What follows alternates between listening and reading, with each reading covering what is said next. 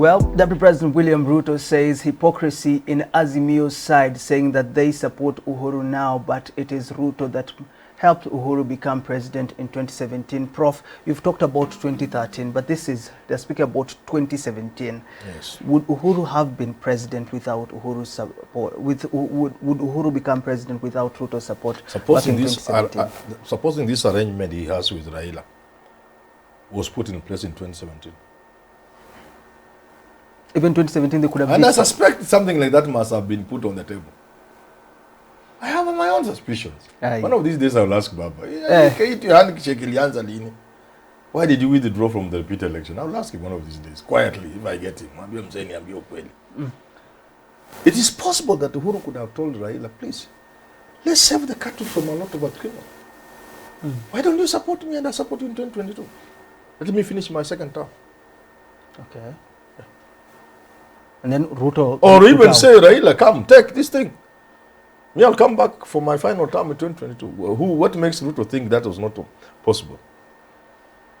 But when you listen to this audio clip now, some would wonder whether... Or even take Mudavadi, for example. Even Mudavadi in 2017, Raila would not have beaten But you've just said Mudavadi doesn't control him. I am saying, you know, a community, when they see something, the prize is there now.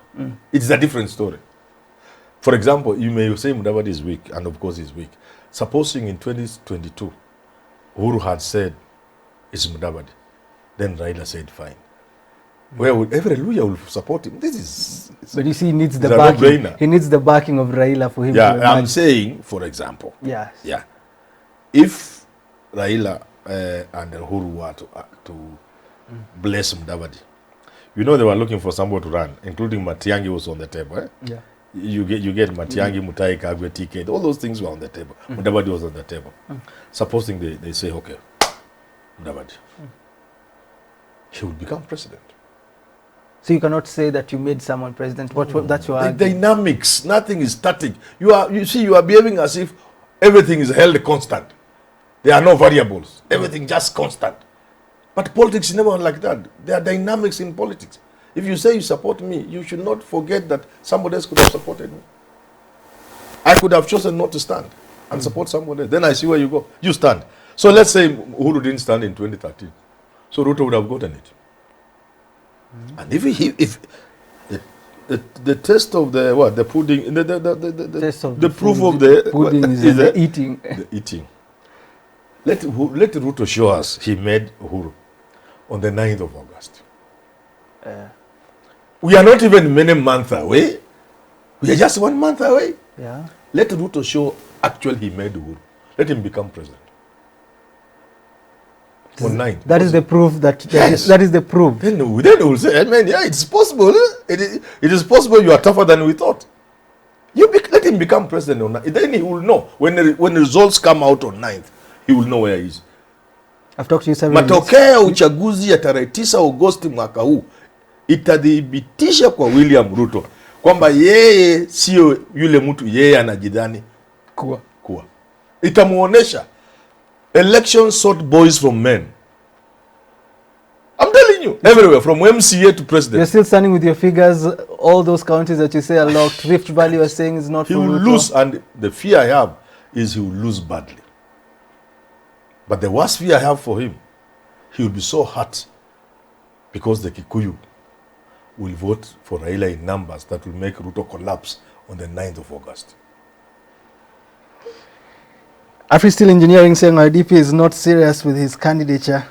Prof hitting me with some Swahili and English at the same time. This audio, Prof, some would say it makes Ruto look more resilient, formidable.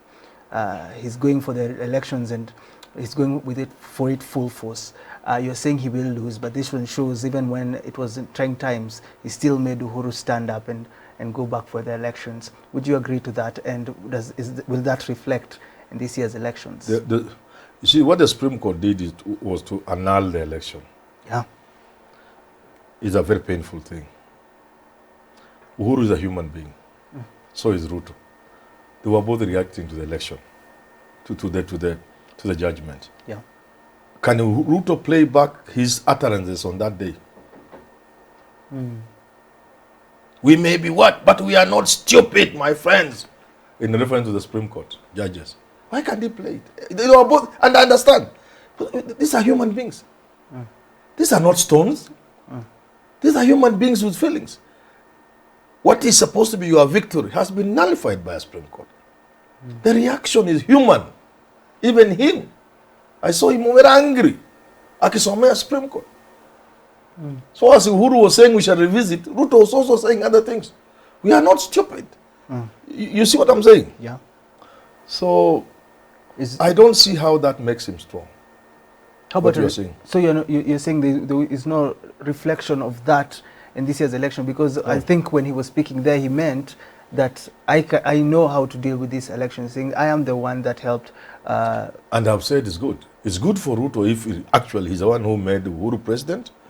He has told us beyond that he's the one who ran government 2013, 2017. Yeah. So we will be waiting to see him win the election. We shall congratulate them. I will ask him for a ministerial position. And we shall also be waiting him to see how he will run government better than Uhuru has run his, which will be good for the country. If he run it better, it will be good for the country. Yours is sarcasm. I don't No, know no, whether no, to no, believe no. it. No, I'm a Kenyan. Every Kenyan should celebrate when things are working well for the country. Why would you not celebrate?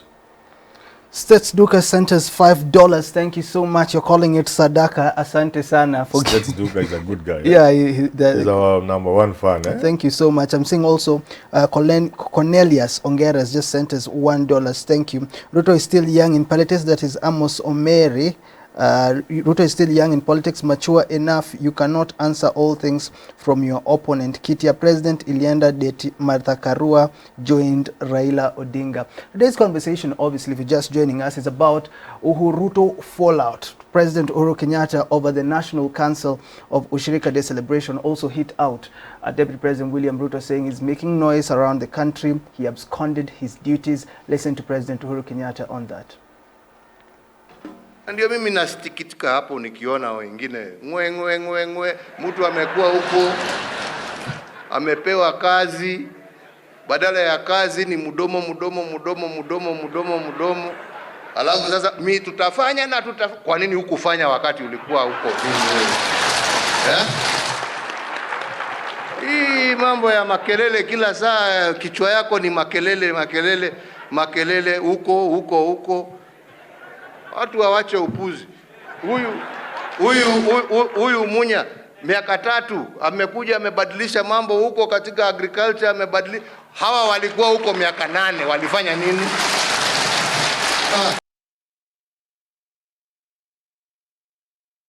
That is President Uhuru Kenyatta speaking about his deputy president, asking what he did while he was agriculture CS, what he has done while he is still in government. Prof, is Ruto justified to critique this government, knowing very well some of the things he went through from Raila's entry into the handshake, they call it handshake government? You know, I said this many times.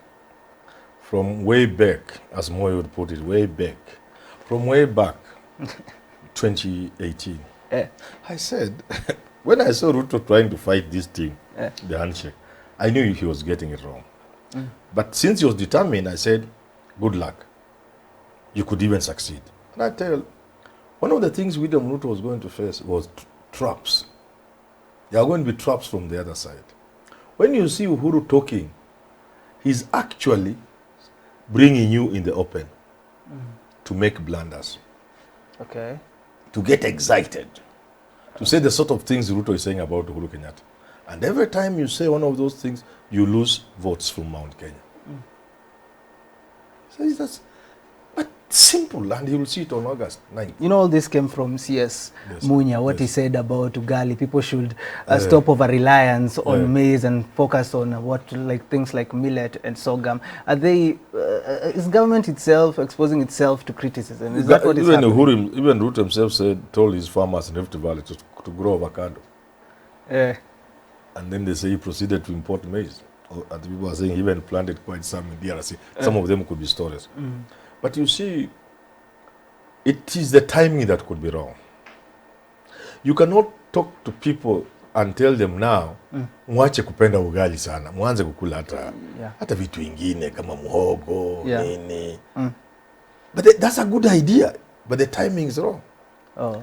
Have you ever wondered why we get maize from Uganda almost cheaply? There are two reasons. One, Uganda has natural phosphate. You don't need fertilizer to grow maize. Okay. Yeah. That's why they bring maize here. Because they don't need fertilizer. It's cheap to grow. The soils are rich in phosphate. Even where I come from, soils have phosphate, but they have been depleted over the years. Okay. In my place, we plant twice in a year. Until recently, we never used fertilizer. Fertilizer is a recent phenomenon where I come from. So Uganda has those kind of soils, and they have not been doing maize for many years. The second reason why they bring maize to Kenya almost cheaply is because they don't need so much ugali. Okay. And that explains why, even with all the upheavals in Uganda, Idi Amin, Nani, they never begged for food. Kama sisi hapa kitu kifanyika one year, we shall die, all of us. If there are issues like the ones in Uganda, we will all die. Post-election violence of 2007. In 3 days, there was nothing in the supermarkets. We were going to die. So when people talk about things they don't understand, I just laugh. So Uganda, they don't rely on ugali because they have sorghum, they have millet, but above all, they have bananas.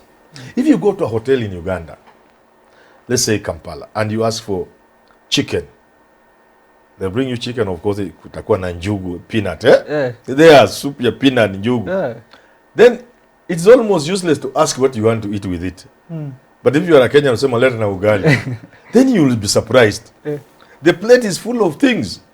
There will be ugali white, there will be the brown ugali, kidogo, kutakuwa na cassava, there will be a ndoma, there will be, but almost everything is there.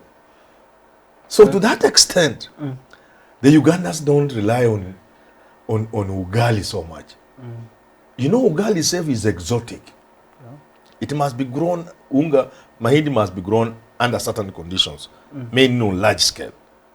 You get it? Yeah. So that the people who are planting, like in my place, on a quarter an acre, you plant maize. Even if you planted vegetable, you get more money and you buy more maize. So people must be, their mind must be switched from over-reliance on maize meal.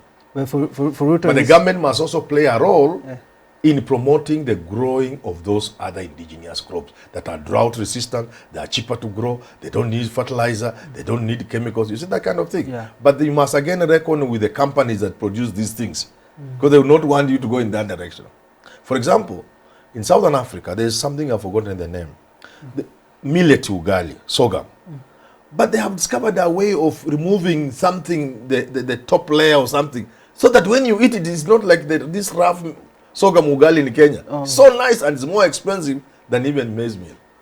So Munya is saying the right thing at the wrong time to the wrong people. Because Ruto is saying he blames the ministry for hiking fertilizer prices from 2,500 to 6,500. So are this problem more systematic than what you're saying? It's all about Uganda soil being... that's I was just talking about Uganda. Yeah.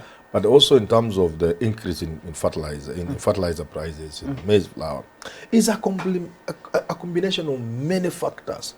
Some of them have built over the years. Okay. When Ruto was minister in charge of agriculture, why didn't he put up a fertilizer plant? You think somebody could have come to demolish it? You know, these people just talk. They are lucky they are talking to people who love them because they speak the same language, or they are all wheelbarrow pushers, or they are all hustlers. Yeah.